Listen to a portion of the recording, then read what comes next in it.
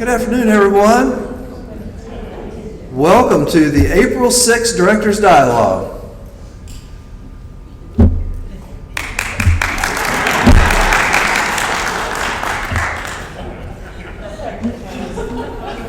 All right, Eldon, I'll give you what we agreed to.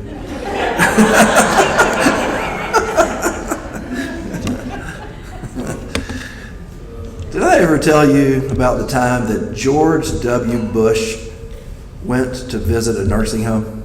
No. I haven't told you that? No. Well, he was doing some sort of a promotional thing, you know how politicians do, and he was walking in a nursing home to promote some program, and he saw this little lady in a wheelchair, and he leaned over and he said, "Ma'am, do you know who I am?" And she said, "No, but if you go to that nurse's desk over there, they'll tell you."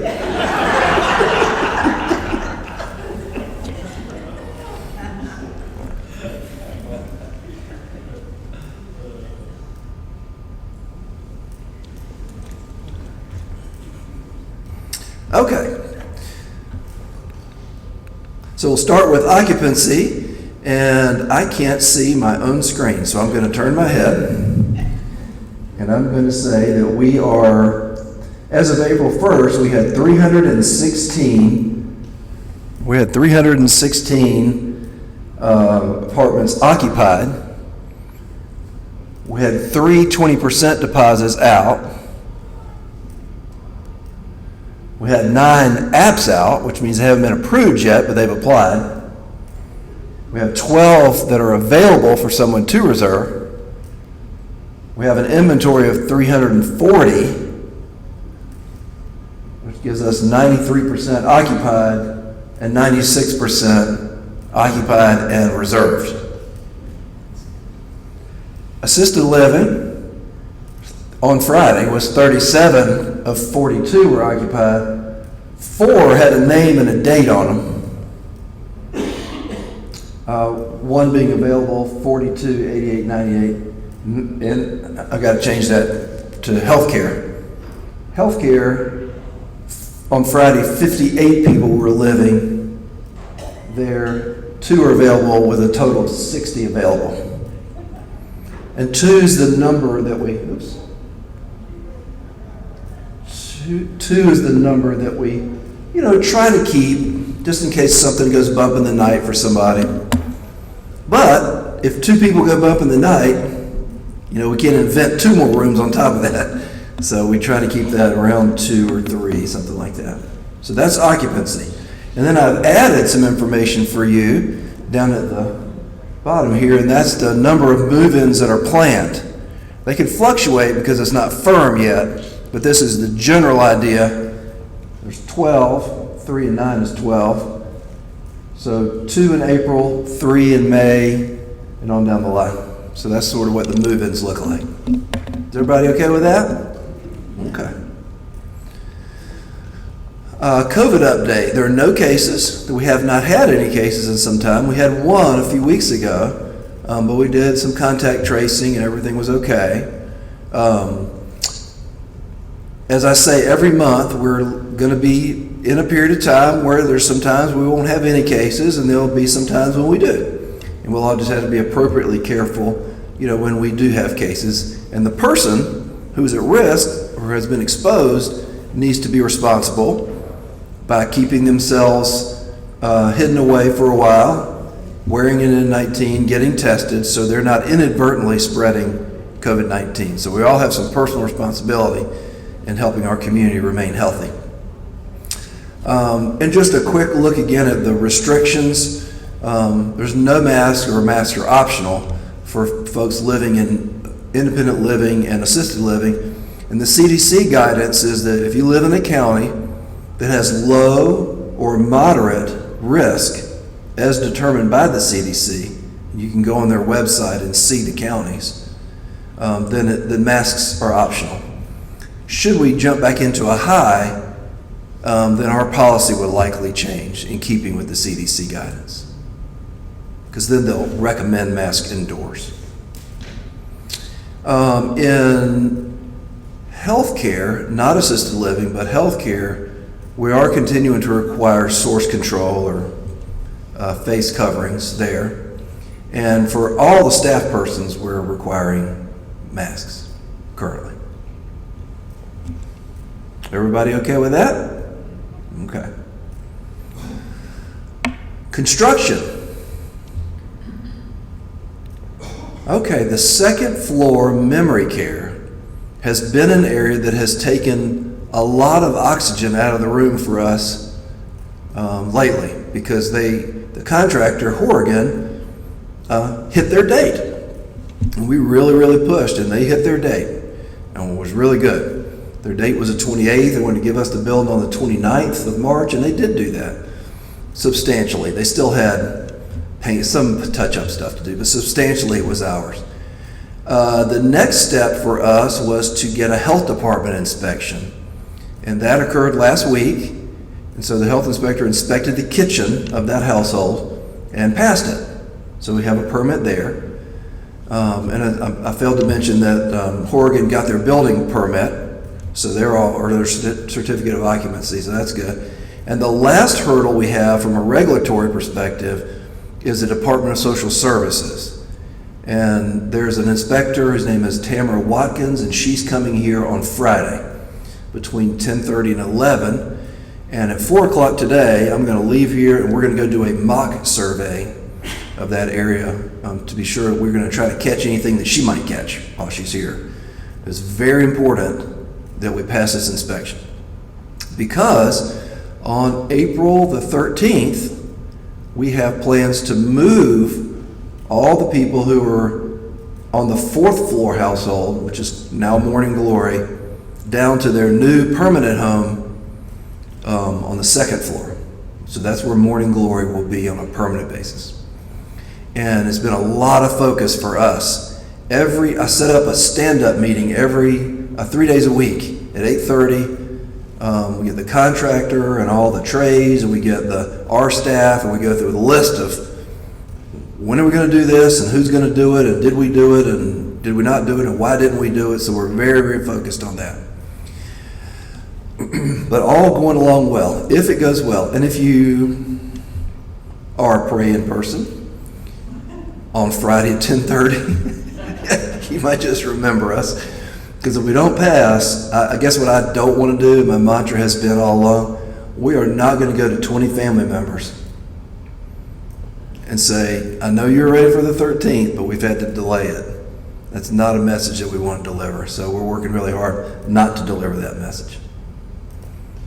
Okay. And the Memory Garden is a sort of an adjunct project that's occurring at the same time, but it's a little separate. Different contractor. James River Nursery is doing the work there, and that work is coming along very well. They're going to really wrap it up towards the middle part of April, and there'll still be some plantings and some small things to do, but the hardscape is done, a lot of the plants are in, the fence will be done, the lighting will mostly be done. We had a plan B for lighting because the plan A was still in transit, so we put in a plan B lighting scheme, but it's going along well, so that should open.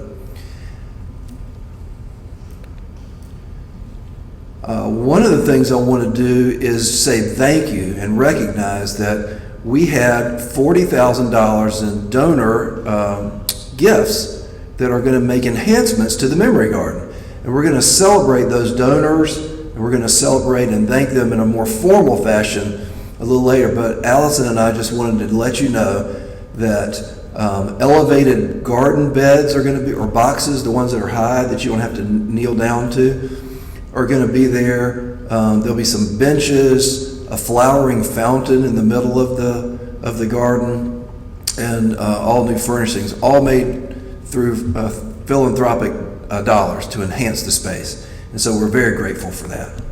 And I wanted you to know it.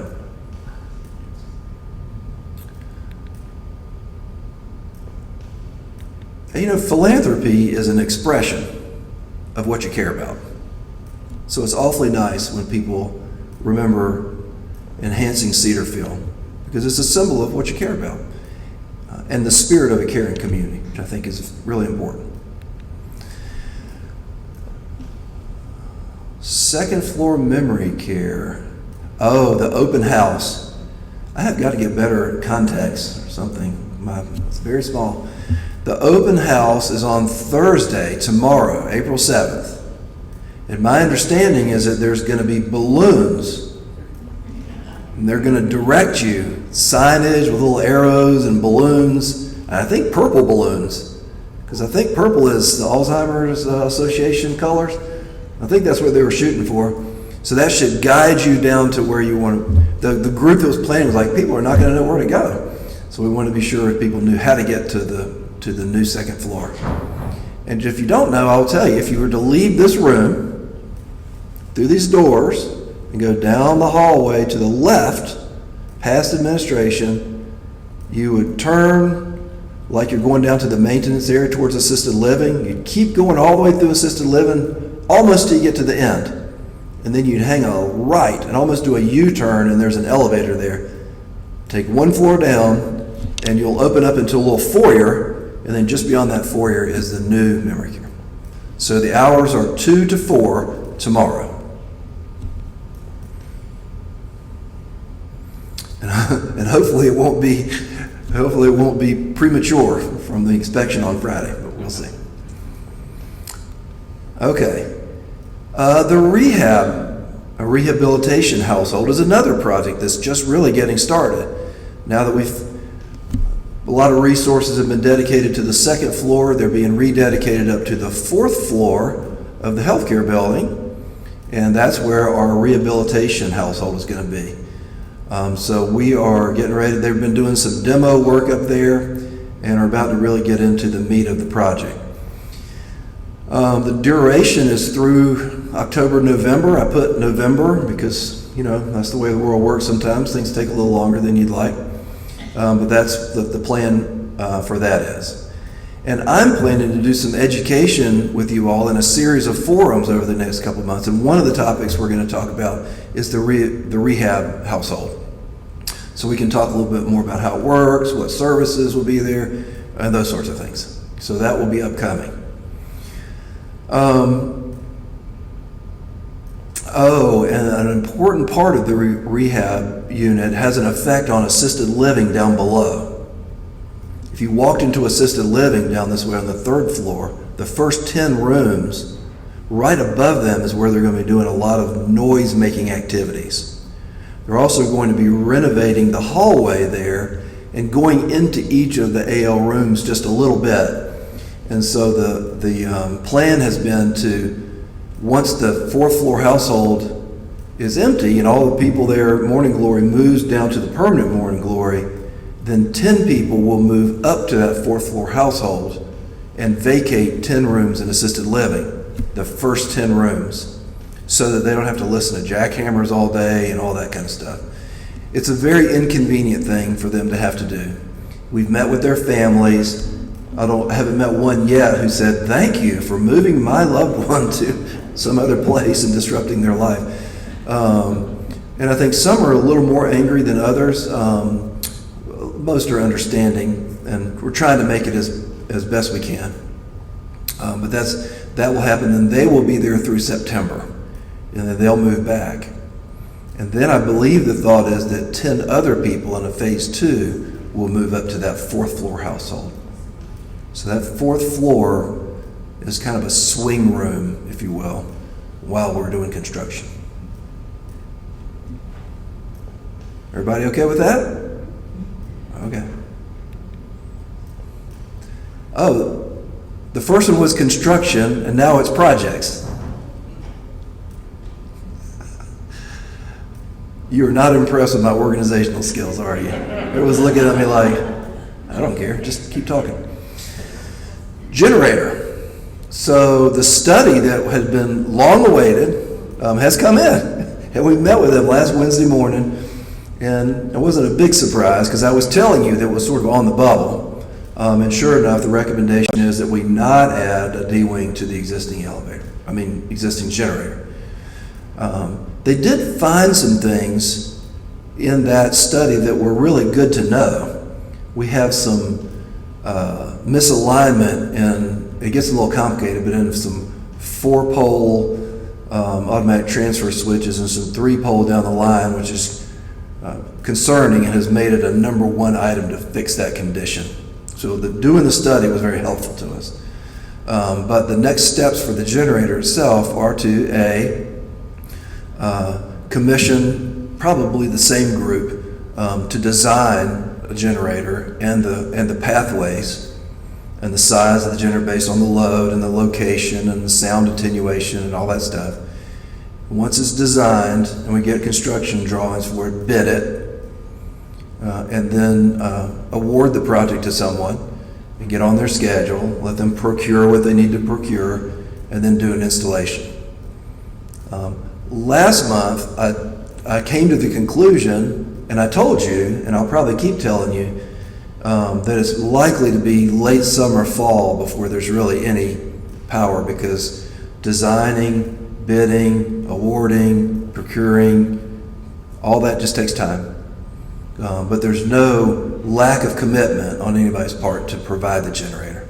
It just is a stepwise project.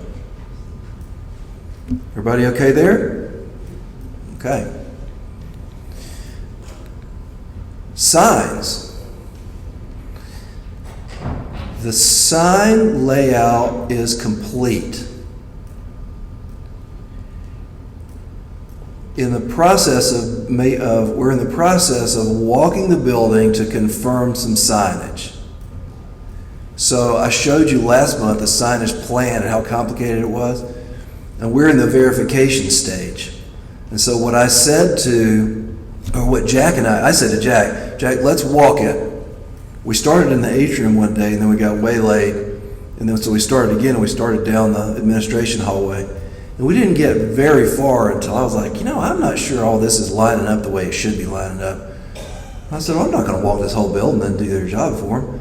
So I've been in the process of working with this guy from SMI, who's the sign company, to come out and verify on their dime the work that they had done. So unfortunately, I can't tell you the signs are going to occur like tomorrow, but it is something that is very much in process. And I'll just try to keep you as informed as I can about it and be as transparent as I can with you about the sign project. I haven't met anybody who doesn't want new signs, including me, because I think some of the old ones are just atrocious looking and they date us. So I'm very eager to do it, but I'm just trying to work through the process. What I don't want, to be honest with you, and it's just a self-preservation strategy, I don't want us to approve without being really sure. Because what's going to happen is they're going to put a bunch of signs up and they're going to be wrong. And then you're going to look at me and say, you're an idiot. Why did you let that happen? And so what we need to do is make sure that doesn't happen. And so in order for that not to happen, it's going to take a little more investment of time to be sure that it doesn't happen. There'll always be a few signs that will be wrong, but we don't want a wholesale mistake to be made, because that will just make everybody mad and be a loss of energy. Okay, everybody okay with signs? Or at least do you understand where we are with signs? Ro has a question here, and we have Phil Donahue right behind you who is moving. The last thing on your list, view samples? Yes, there are samples of the signs, and I talked about this last month. If you go down to the administration door, on the left side of the double door, there's a sign that says administration. That's the sign. That's the new sign. And there are several of them around. But that's the new sign. So it's better than getting a sample. We've got it on the wall. Oh, I'm sorry. Our audience at home can't hear the question. She was asking me if we're going to get a sample to look at, and I was replying that we have samples there on the wall in some places already. Other important projects, the timing of these I'm still figuring out. One of them is the lobby, chapel, library, bathrooms, that whole thing. The history, as you know, it was a committee, furnishings were selected, they were ordered, a 50% deposit was made on them, and we'd gotten a bid from a contractor, and it was ready to go. And then these cost overruns in the construction project on the second floor came in. And so there was a little, I think a significant worry that was that condition going to be repeated throughout the construction project. So it was just breaks. So the furniture's here. It's actually in a storage room at the warehouse where the furniture people have it. So it's all here, ready to go. And what I've got to do is just figure out how do I pull the levers to get that started back up again so we can continue that project. Most of it is fixtures and furnishings and things like that. There's a little bit of lighting involved with it. And honestly, I don't know that we need a contractor to do it as much as we need somebody like Lacey can probably do it and just get the electric to pull their own permits. And I think we'd be well within the requirements because you don't need a permit to pull up a floor and put a new one down or paint. The Interfaith Learning Center, the multi-purpose room, I think is a part of that project. In fact, I know it is a part of that project, so it's all going to happen at the same time. I just need to figure out what the levers are in order to get that back on the track and get us going on it. So we're not in limbo. I feel like it's in limbo, and it needs to stop being in limbo. Yes, Ms. Williams has a question. Is the third and fourth floor carpet included in that? Is the third and fourth floor carpet included in that? And the answer is no, it's not. It's separate. And I've got it on another slide coming up. Other important projects that need to be planned. So this is the way I'm thinking of them. The lobby and all that was planned. Decisions were made. It's just an implementation and execution. And then there's things that are not planned but are on the radar. This room is one of them. This room needs a little help, to be honest with you. It just needs to be updated a bit. Our AV could stand a little upgrade.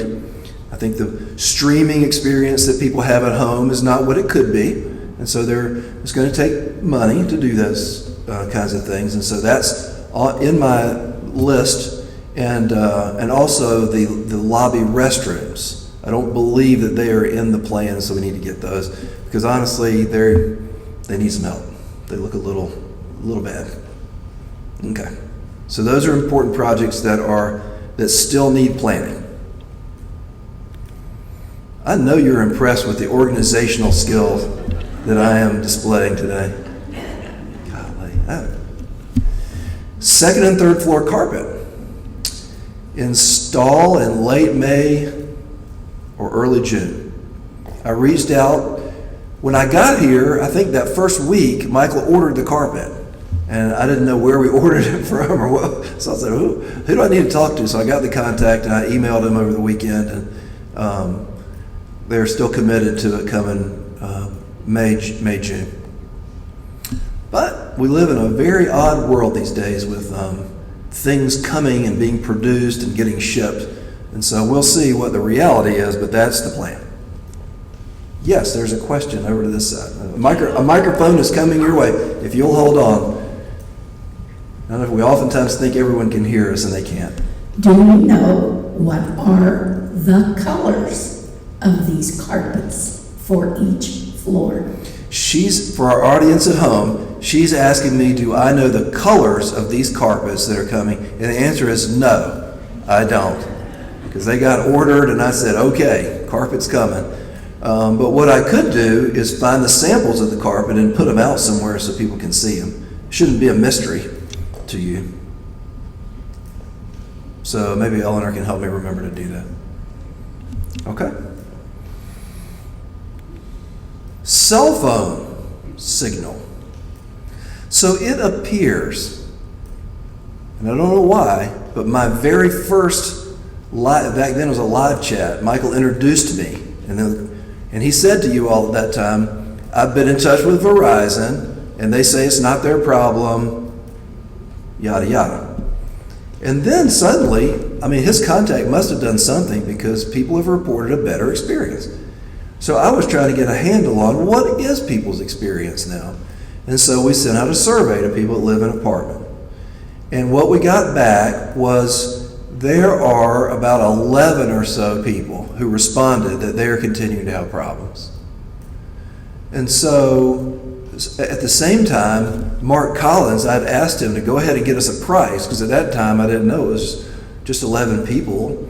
So a company came out and they did a sort of a mapping thing, and we just got the quote 2 weeks ago.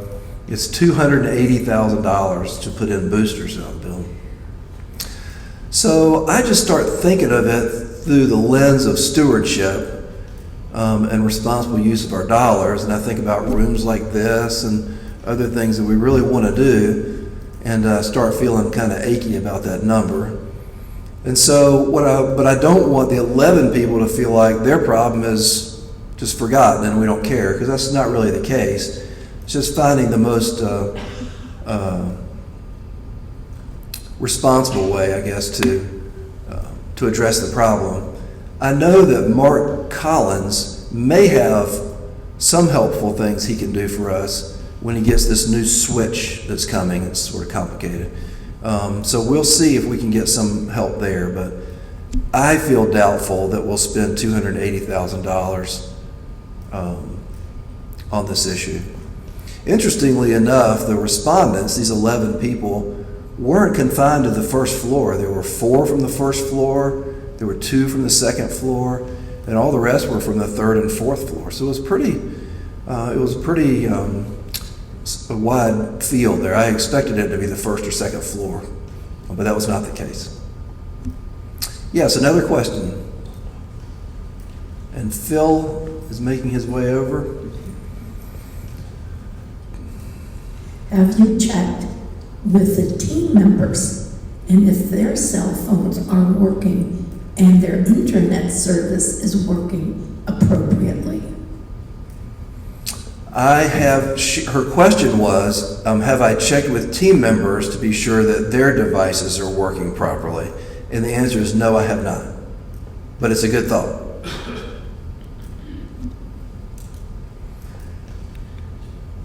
The tunnel. Okay, moving on. We're not going to talk about the tunnel. No, I'm just kidding. We had rains over the last few days, and rain last night. My understanding is that I was asleep, but my understanding is it rained quite a bit last night. And the tunnel is not completely fixed. So I went down there this morning, and it's not dripping wet like a bucket or rolling down the walls or anything, but there's one spot, it's sort of a dark spot right there, and it's wet to the touch. The rest of it feels cold, but it's not really wet, but that one wet spot. I checked the carpet was dry, and so I reached out to the fella, his name is Mark Greenwald, who's been heading up this project out here, and I asked for an update. And so what he told me was that they are still working through laying the liner. It's almost like a pond liner that they have to put down beside the building. And they were looking for the best place to put it. And then I asked about it this morning when I was in a budget meeting, and I was told that they were having trouble finding somebody to do that small of a job. People were just putting them off. And so I think the main, here's what I think. I think number one, that the grading work that was done out there has improved the conditions significantly. Even after a heavy rain, it wasn't dripping wet, it was just wet to the touch. But there's more work that needs to be done, and we just need to hurry up and get that done. That's where I think the status of the tunnel is. Do you have questions about the tunnel? Okay. Boosters. Ann is going to be our point person. Ann Hopper is going to be our point person for this effort. She and Connie, and some of you know Connie, I think, McGowan, who is our infection control nurse. She and Ann are going to work together to find a vendor to come out and do a booster clinic for us. I don't know exactly what it'll look like at this point, because I know the license area will have their own process, and they'll likely just go from room to room. And I haven't done one here, but typically in independent living settings, people go to where the shots are being administered. And so we're working that out. It could be that we have CVS as a partner, or we could have Giant as a partner, or I'm not sure who, but they'd be pharmacists and they would come out and do the shots, and we can give you more information about that. I will say though that if you drive and you feel like you want to go ahead and get a booster, don't wait for us, just go get a booster. I got mine yesterday during lunch, drove down to CVS and got my shot in the arm because I'm over 50, and they gave me a shot, so I'm good. So you can do that very easily on their website, or I don't know how else you can do it. The message is don't wait. Go get it if you want to get it. But we're going to provide it because we know some people don't drive, and we shouldn't expect them to go out. Questions on booster? Yes, and if you wait for a microphone, yeah, you got to wait for a microphone. I asked Ann about that this morning. And she said we have to wait 6 months from the time we had the first booster. Less 6 months or less. So the question is, what is the time, the recommended time between boosters? Is it no more than 6 months? Is it no less than 6 months? I don't know the answer to that question, but we'll work with a vendor who will provide. I think we're pretty close to the 6 month mark here when we did our last booster clinic, as that's my understanding. May I interject? Yes, please. On Sunday, I had my booster shot. My first booster shot I had done on October 25th, so I didn't wait until April the 25th to get my booster shot, and there were no questions asked. It was A-okay for me to do it before 6 months. And that was at CVS. It's a 4 months now. They announced it was 4 months, not 6 months. Okay. So for our television audience, there's some internal debate about what's the correct answer for this, and I'm not 100% sure what it is, but I do know that no reputable person like a CVS or a Walgreens or a Giant or whoever we have come out is going to do anything that's going to jeopardize their license and their ability to provide medical care in the future. So I'm sure once we get a clinic set up, it'll be all done by the book. Okay, anything more on boosters? A booster a day. I feel like I'm getting a booster every day. Fourth one. Yes, ma'am. Please remind people that if they go out to take their card so it can be placed on it. Yes. So everyone here heard that, but our television audience, Dr. Schietti was suggesting everyone, if you go out to a CVS or somewhere else to get your booster, don't forget your booster card or your vaccination card, because they'll want to see that. I took my insurance card. You might have a Medicare card. I took my driver's license, which they did look at, and I took my booster or my vaccination record, which they did add to. So I took all three of those things. Okay. Oh, we did all that last month, and here's questions from the previous month. I can't read it. Where will the second generator be placed? Is noise cancellation a consideration? Answer to part one is that is to be determined. And the answer to part two is yes, sound attenuation will be a part of the design. They make these boxes that go over generators that have the baffle inside of it, and it really helps significantly with the sound. But we'll see how all that works out. There was a question about the dumpster in the parking lot, and I forgot all about it. And I didn't remember the question until this morning when I was reviewing these slides, so I apologize to the questioner. I do not have an answer for you. Why do residents have to answer questions at the gate? And that is because CMS still requires of us for our licensed areas that we screen everyone going into that area for signs and symptoms of COVID-19. And so the best way to do that is just knock it out at the gate. That way you can travel freely throughout the community, and it's not that big of a deal. It's a little bit of a farce, to be honest with you, at this point. In the beginning, I remember it was very important. Temperatures and questions and have you traveled, but today, temperature is not really as big an indicator as it was. But that's the rule. So we're following the rule. Everybody's got to be screened for signs and symptoms. When we have a survey, we have to be able to demonstrate that we have in fact screened people. How long will the CNA training company be using the clubhouse? And I'm saying in my answer that we're having a meeting with the owner of that training group on sometime next week to talk a little bit more about what their plans are, what our relationship is, and all those sorts of things. The program's been okay. It hasn't been a gangbuster for us, but it's been okay. We've hired, I think it's 3 CNAs from the program, which is 3 CNAs we wouldn't have had before. So it's not a bust.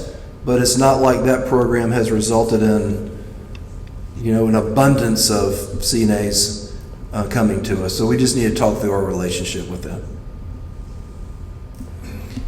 And those, I believe, were all the questions there were some comments made too, but we recorded the questions that I didn't have an answer to. And now, the scariest part of my month.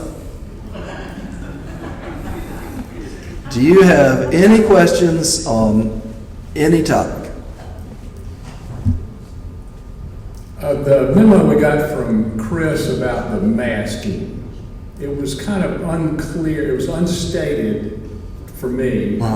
Do visitors, family members that come to visit us, friends, still have to wear a mask in independent living?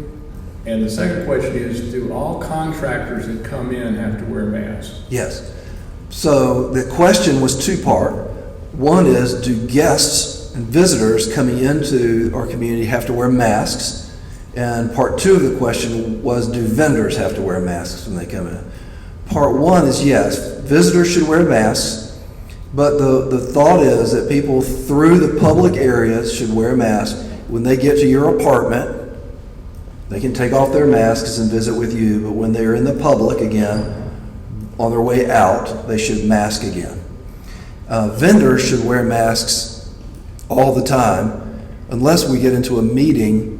If they're here to meet with us, for example, and everyone in the room is vaccinated, the CDC has said it's okay for people to unmask in a situation like that.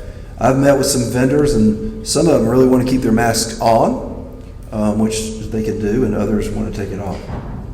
Your answer to the first part is very unclear in terms of what Chris sent out, and I've seen people do it different ways.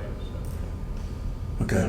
Your visitors coming in wearing masks in the common area, et cetera, et cetera. Okay. I think what I just heard this gentleman say is that my answer I just gave is unclear. No, not your answer, but what Chris what Chris wrote to us was unclear. Okay. My question is, as you have indicated, we are a caring community. What are we doing to help the Ukrainian people during this devastating period of time? Yes, her question was, what are we doing to help the Ukrainian people during this time? I got a similar question by email not long ago. The question was more, does Pinnacle have a position on it? And I'm not aware that Pinnacle has a position on the Ukrainian war. But in that answer to that person, Allison Zach was copied on it. And in her email to me, she told me that we are planning an event where the proceeds from that event are going to go to some agency that is helping with assistance to Ukrainian, I believe, refugees. So more will come out about that. Allison happens to be on vacation this week, but when she's back, we can talk a little bit more about that. That's all that I know of. But I also know that you are you're a group that's not shy. And if there's some things that you want to be doing surrounding Ukraine, I think staff can help facilitate things that you want to do. Does that answer your question? Okay. Yes, ma'am. Elevators. There was some talk last night that we were having a replacement of elevators last year. but that didn't happen. But there are elevators that are constantly broken down. Are they going to be replaced? Her question is about elevator replacement and when or if certain elevators are going to be replaced. Is that right? And I'm sorry to tell you, but I'm not sure. I know that we have at least one elevator that tends to be problematic for us. So I'm not sure about the replacement of. So I don't know that, but that's something that we need to study and get back with you. I'm sorry I don't know the answer. Yes, Eldon. Yes, I think we're all aware of the letter that we received from Pinnacle about the potential increase as we get up to June. And we looked and went up to 4%, and I think there was some mentions of 6 to 8, et cetera, et cetera. My question is if, and the inflation that's going on, with the various projects that you talked about, are these basically in the program, or have you had a chance to look at whether there could be some kind of a less increase if some of these are spread out over the next few years? Yeah. Well, it's a good question, and for our folks at home, he's, I think, saying some of the projects that I've listed today cost money, and could a future fee increase be mitigated by the reduction of the scope of some of these projects? Is that about right? I think where we really drive our monthly fee increase from is our operating expenses. And capital expenses tend to come more through cash generated by entry fees. So I think as entry fees, should they get into trouble with us, if we stopped having move-ins or more people moving out than we had moving in, that would be a time when we would start slowing down on capital projects. So that would be not metric is not the right word, but that'd be the leading indicator of that. Does that answer your question, Ellen? Yes. Okay. In the back. Now, how long will the guest bedrooms be out of use for visitors? And if visitors can go to the dining room more in the future? Okay. 2 questions. One is about when will the guest apartments come back online? And 2 is when can we expand the dining visitor hours? So part 1 is I know that there was planned a renovation of the clinic where Ann Hopper sits, because it's tight there.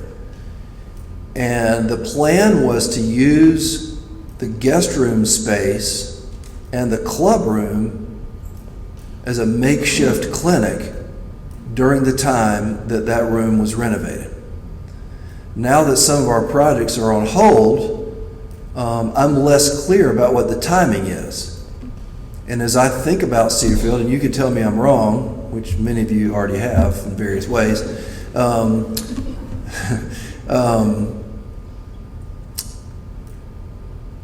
not sure what the timing of it is. As I think about rooms like this, and I think about the bathrooms across the way, and places that make a first impression on our guests and visitors. So I'm thinking through the priorities of that. So I think there's a hesitancy to bring the guest rooms back online just to take them back off again. So what I need to do is develop some clarity about really where is the clinic in the priority list, and can we go ahead and put the guest rooms back into place, unless there's some other reason why we took them off that I'm not aware of. Let's see, you had a part 2 to your question. Oh, the dining. Yeah, so the dining continues to be a bit of a challenge for the dining staff, and just getting the numbers of people that David wants to be comfortable to do more in the evening. And I don't want to give you mixed signals, because the increase that the investment that we all made in this community to paying people a competitive rate has paid off in many ways for us. Our housekeeping department is pretty much staffed. The dining services are a whole lot better than they used to be. The nursing portion wasn't as affected by that $15 an hour because they were already in a very competitive, long before COVID came along. This is just a demographic shift that we're going to deal with probably for the rest of my career, which is going to be made shorter by the health crisis itself.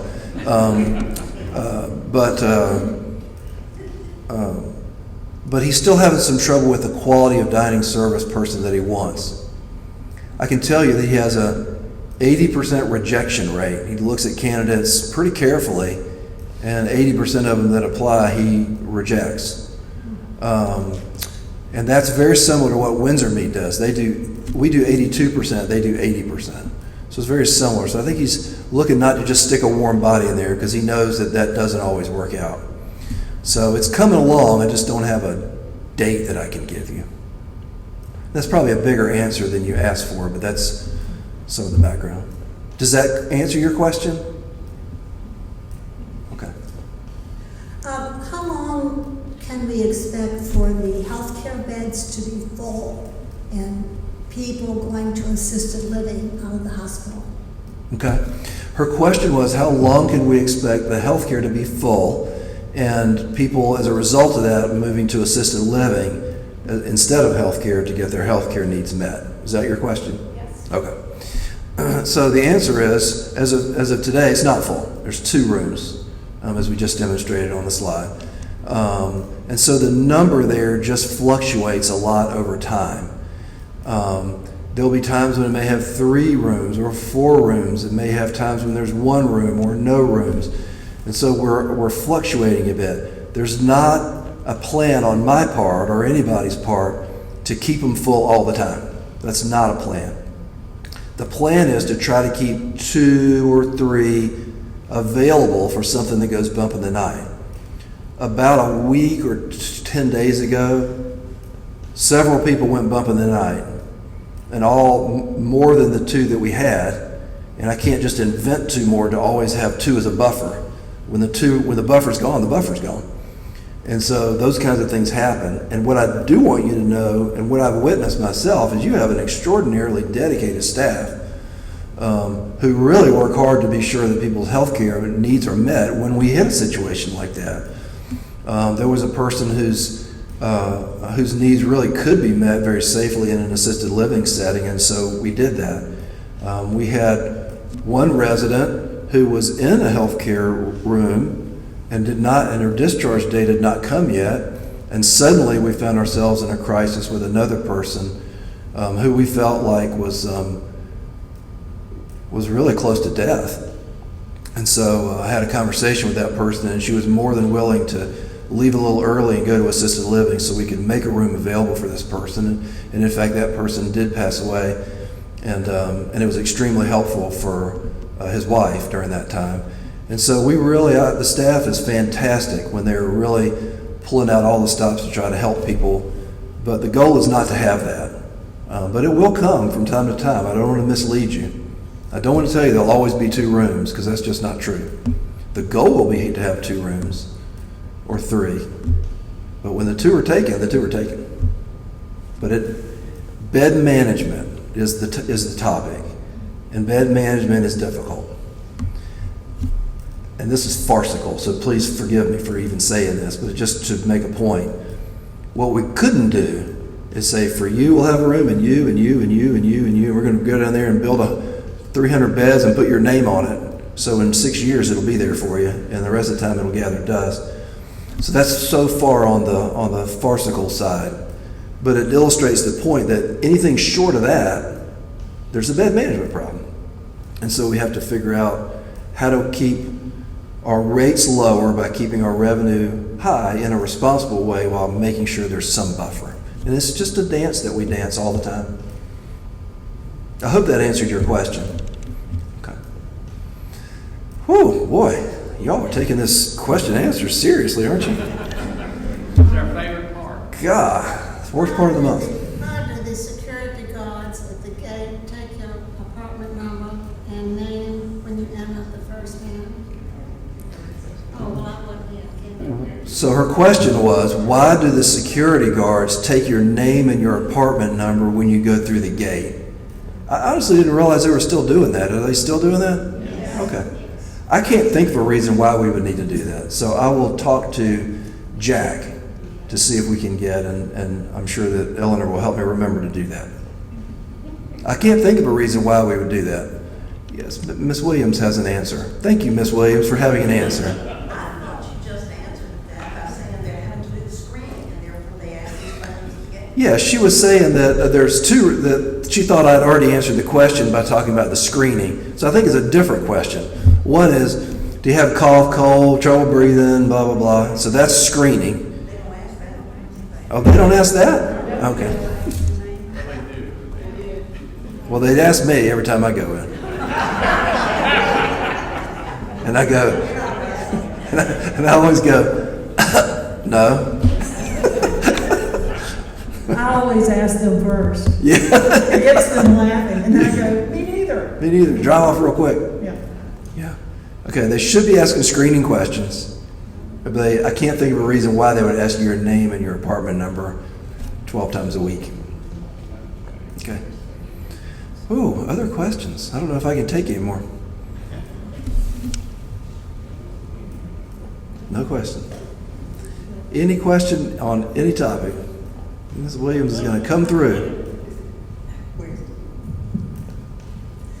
I thought one of the things with not having guests in the dining room yet was not just numbers, but was people doing takeout orders, and they wanted to get those numbers down, which would free up staff for other things like having guests. Yes. And I know when they were using the takeout numbers and comparing them to pre-COVID, D-Wing did not exist. And so I'm not sure if they're keeping that in mind as they do the numbers. Yes. I agree that it's all D-Wing's fault.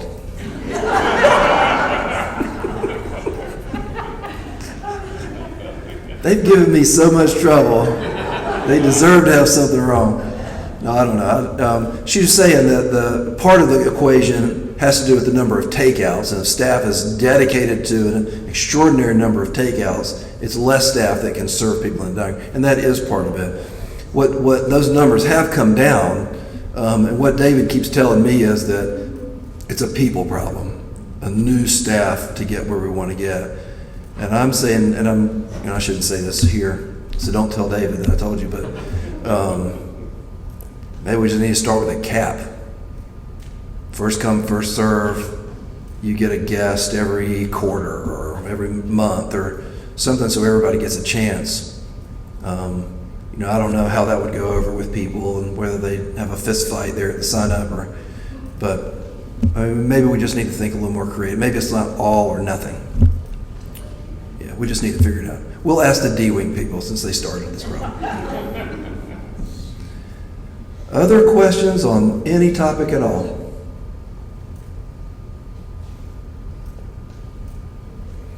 All right. Well, thank you so much for your time today. We'll see you next month. Yes, ma'am.